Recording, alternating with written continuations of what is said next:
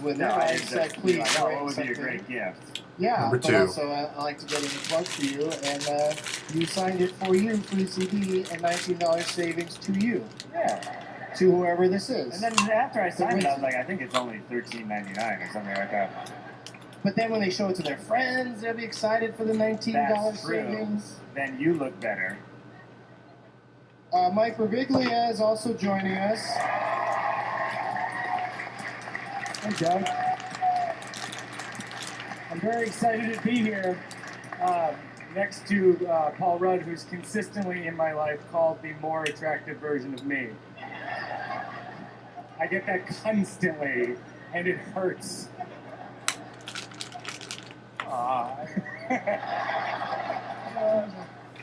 You don't seem to be disagreeing. No, I don't know what to say. Honestly, like, I feel like I'm looking in the mirror. Thank you so much. I do too. Yeah, there you go. There we go. Perfect. The listeners never tire of the physical humor. It was brilliant, if anyone's wondering. They love it. And speaking of physical humor, there's a lot of it in Mike Birbiglia's new movie, Sleepwalk with Me. Nice. Oh, thank you.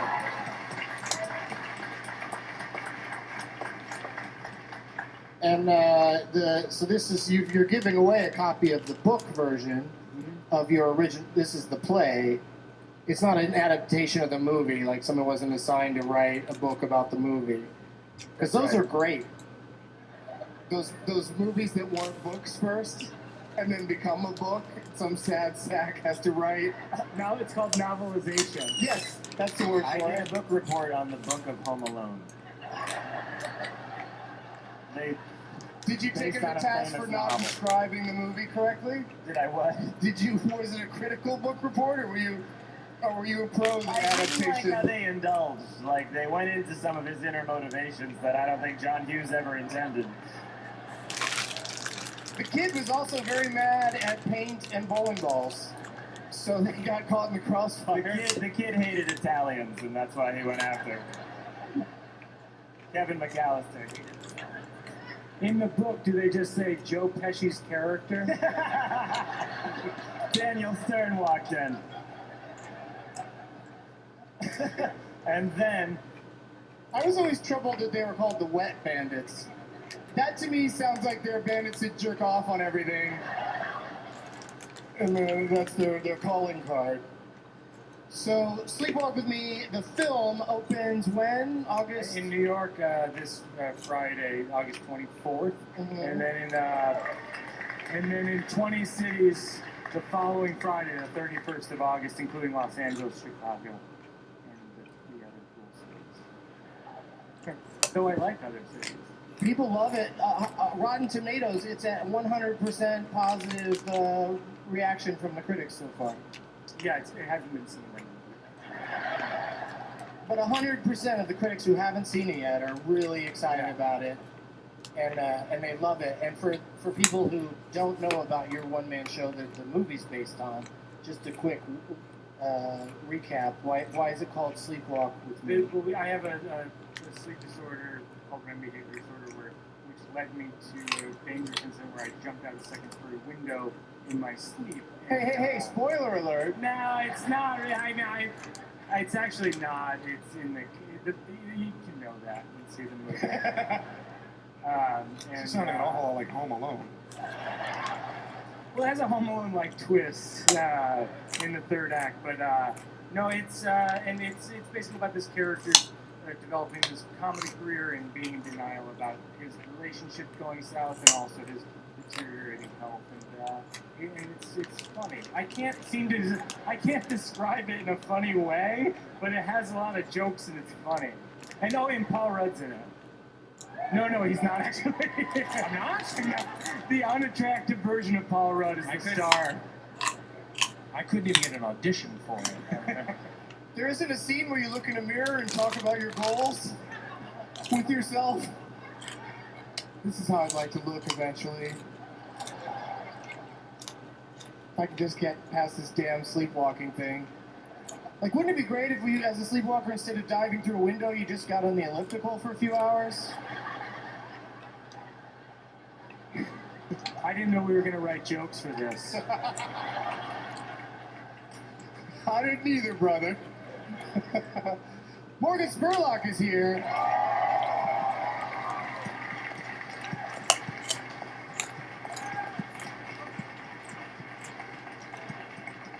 He brought the Crazy Guns shirt, the gun movie, Guns of New York, and you don't really know anything about it, do you? I was at a film festival last night, and the producer of the film said you should have a T-shirt from my movie, and so I brought that for you. There you go. Well, I'm gonna pay it forward to whoever wins tonight. Now, John Mulaney, you have to. This is your first time on the show. Yeah. And you just, it's a pretty natural assumption, I think, that you thought, oh, this show's probably about an hour long. And so you have to leave once we're an hour into it. You're essentially our Cinderella. He's taping the Corolla podcast across town.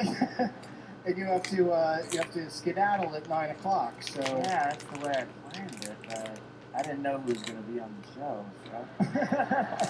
Oh, now you think it's probably smart to just stay for the whole thing and blow off that, what was it, a bar mitzvah? Where were you? Yeah, Were you headed to a La Quinceañera? Do they say La Quinceañera or is it just Quinceañera? I don't know. Come on, he is El headlining. Quinceañera, right?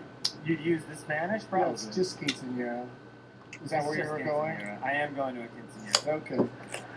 That's probably good for you. You should probably take off then. I feel really bad. John, Don't here's feel the bad deal. about it. I actually was given 2 Albert Nob screeners, and I will give you my other one if you stick around. All right.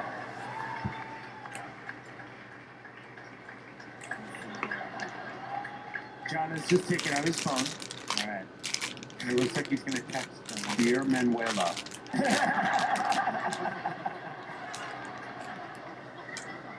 Did Mulaney just text you, John? Yeah, John, it's cool. It's cool if you say. It's really cool if you say. Look over to your right. I am in a bit of a pickle. So, Jon Hamm, you are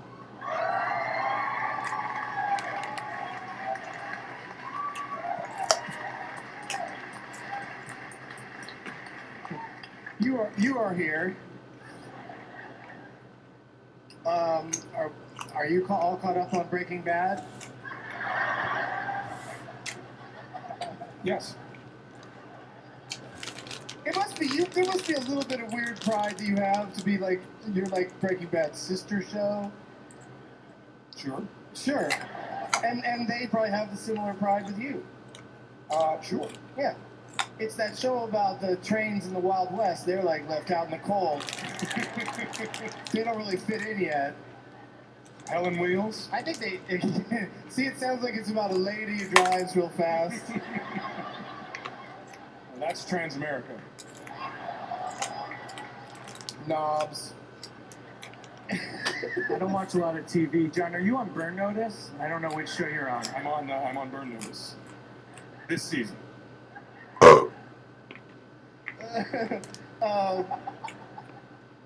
John is quite good. I'm going to warn all the other panelists. John is quite good at the Leonard Maltin game and is a finalist in the current Tournament of Championships. Yeah.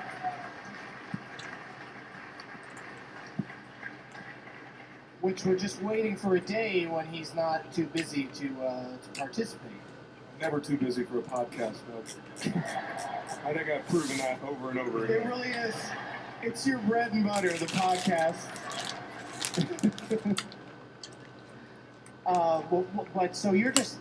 I was asking you backstage. You're just hanging out in New York for a bit. Yes. Not necessarily working on Taking anything, it in. but you must have some. You must have a film in the can.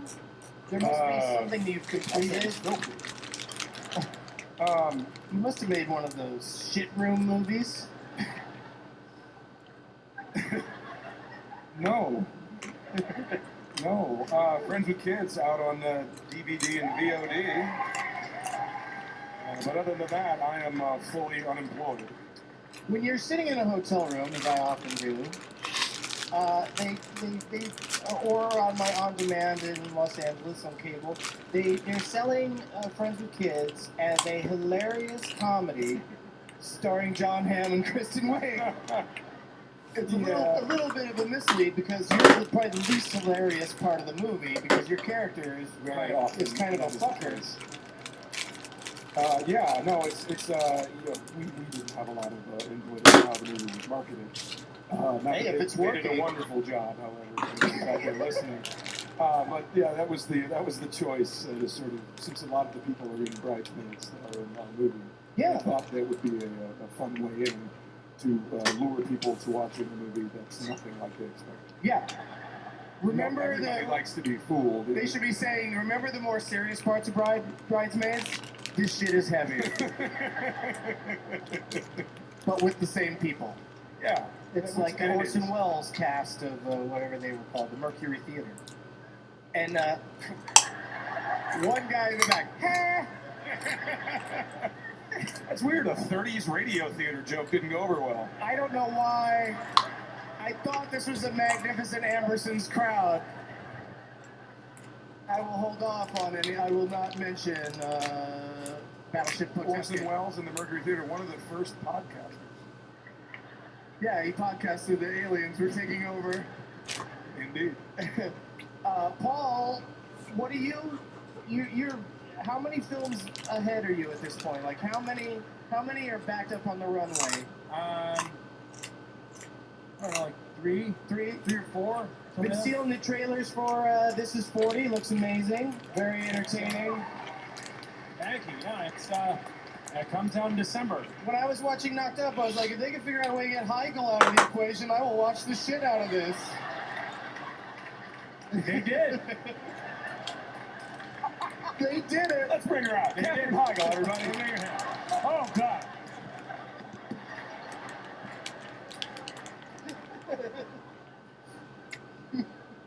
She's not here. That we know of. She was, yeah, you know, I'm sure it was just scheduling. I'm sure she was making a movie about a bounty hunter or a woman who can fly or something. A woman who can fly. I love those movies. Mulaney read the book. She's doing Amelia Earhart, but a sexier, long-haired version. So, what are the other ones, Paul, that you got coming out? I know, memory test. Yeah. There's a movie that I did with Paul Giamatti that Phil Morrison directed. That doesn't have a title yet. So watch for that. Well, first let me take you back to John the Hamm. idea of the film. So sorry, you guys. Is Katherine Heigl here? And then I'm trying to work on a snuff film with Jon Hamm. Fingers crossed. Oh, they will be. Again, another visual joke for the listeners at home. Well, make it out, you know? Morgan Spurlock, how many movies have you made in the last week or two? Because 16. you're a busy man. You're a busy man. You've got Mansom is available to watch. Starring Paul Rudd. That Shot man's that a earlier man right today? there. There's a scene of Paul Rudd and Jason Bateman in a bathtub. No, Will Arnett and Jason Bateman. Will Arnett. Sorry, Paul. No, it's okay. And then what's next after that? Well, now Manson, which Manson the film has become Manson the web series. So now if you go to Yahoo, you can see Manson 5 days a week, every day, where we tell you how to be more Manson. So you can learn things like, how to pretend like you're listening to your girlfriend and really important things men need to know. How to make your own sex tape. We just shot that one in Atlantic City. And This is important information, guys. but it stars Charles Manson, right? That's right. Charles Manson. Did Yeah. Charles Manson is very Shirley Manson. Manson in the soundtrack. Was Yes. right. Next week, swastika on your forehead. We're saving that for week Icebreaker 4. or deal breaker.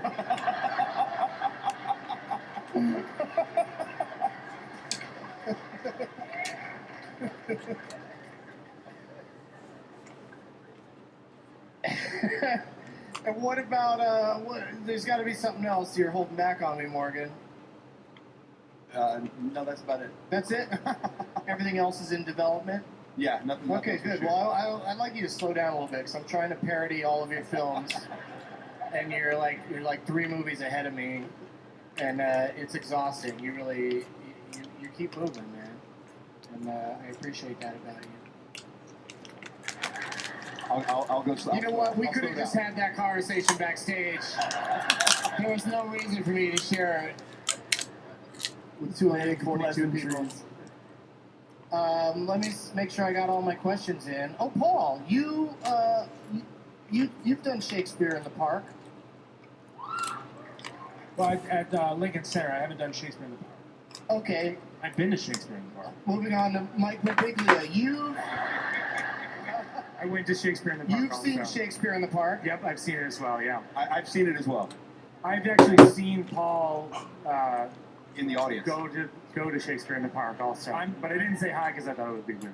I'm fairly certain when I did Shakespeare at 12th Night, I went into the park to kind of go over my lines. So in a sense, Oh, okay. technically, Yeah. Nobody classifies it that way though. I mean, No. it's a really specific. no, it doesn't. What they mean when Did they we say specify Shakespeare in the which Park park? is I think it counts. It was during the summer, right? Yeah, I mean, okay. I was talking to Paul, but thanks, John. Here to help, Doug. Thanks for jumping on that one, John. Here to help. I appreciate it. John Mulaney, not only a hilarious comedian, but also a writer. What was your question about Shakespeare in the Park? Once he said he hadn't done it, it ruined my question. Because my question was just going to be like, how many bugs flew in your mouth? Oh, It really, you know what? Several did when I was just an audience member. I saw Into the Woods there the other night. How was it? And I thought that 12th night you were in was done there, but it wasn't for me. It wasn't my cup of tea. Like, I don't like to drink a cup of tea that has shit in it. No, it's really. Let's bring her out. I think it's really good. It's probably really good. It just wasn't for me. It just wasn't my thing. But outside, like, it was threatening to rain the whole time, so that was exciting. And there was like lightning in the background, and it was, it was about witches and stuff. So that added You should tell the actors a pretty that. I cool like effect. the lightning in the background. Yeah, I like things that weren't happening on stage.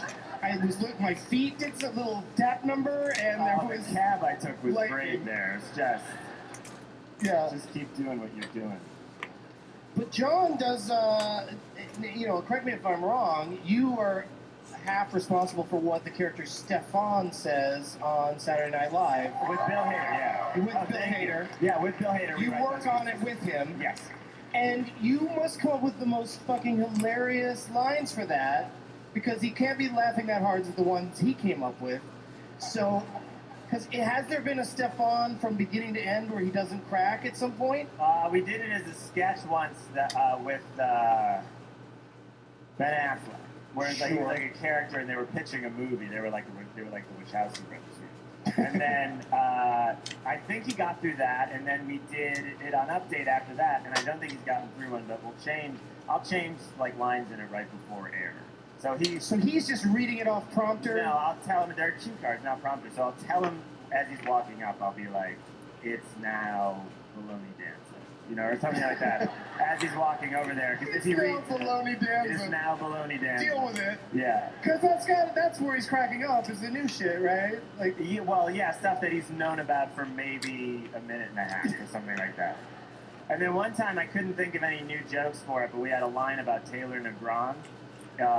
It was in the 12 Days of Christmas. Taylor Negron instead of 2 turtle doves.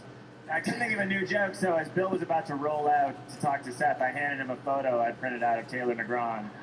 And it said, "Dear Bill Hader, thank you for never making fun of me on Weekend Update."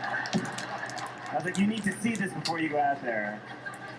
He, of course, is in Fast Times. He's pizza guy. He brings the pizza to He's Spicoli. the guy on Seinfeld who washes Elaine's hair with tomato sauce. Yeah. And he's the guy who in Better Off Dead. Punchline says, "Area rug, area rug, Oh yeah, don't get carpet, get area. area rug." And he's also the guy, he's in Young Doctors. I know everything. He gets killed. He falls into a propeller and gets shredded by a propeller at the end of Last Boy Scout. Spoiler alert. Yeah. He worked in the liquor store in a movie called The Stoned Age. Yeah. Paul Rudd, everybody. Doug, really, you don't know The Stoned Age? I don't. You gotta watch it. It seems like it's perfect for me. It's awesome. Seems like I would enjoy it. But Paul, have you seen, with your busy movie making schedule, have you been to the cinema lately? Seen any films? Yeah. Yeah. What about this? Beasts of the Southern Wild. Really? You're that excited about it? I thought it was good, but it was like it was interesting, but it's a very small story.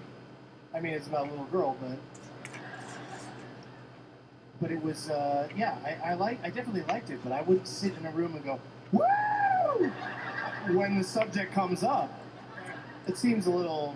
Let's see what else. What else did you see? Well, maybe they're just excited about anything you've seen. You know what I just watched 2 days ago? Yes! That's what I thought too. It's great, isn't it? I just loved it. I watched Undefeated, the documentary. Oh, yeah, that's good stuff. Yeah, that was great. Yeah, that's like Friday Night Lights, but for reals. And for all three audience members who saw that film, thank you for watching a documentary. We appreciate it. You got Morgan's over there. I make documentaries. I saw a great documentary a few weeks ago, I Weiwei Never Sorry. It's an excellent film that's up right now. What's it about?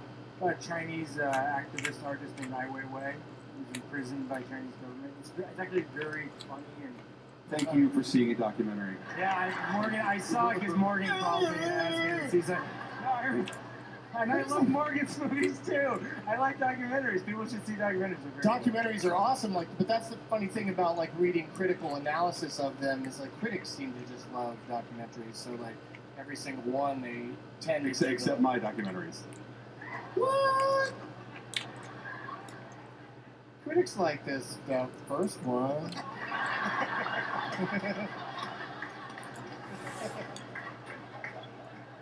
You have to almost die for them to like it. That's what it is. Those are Grizzly Man is great.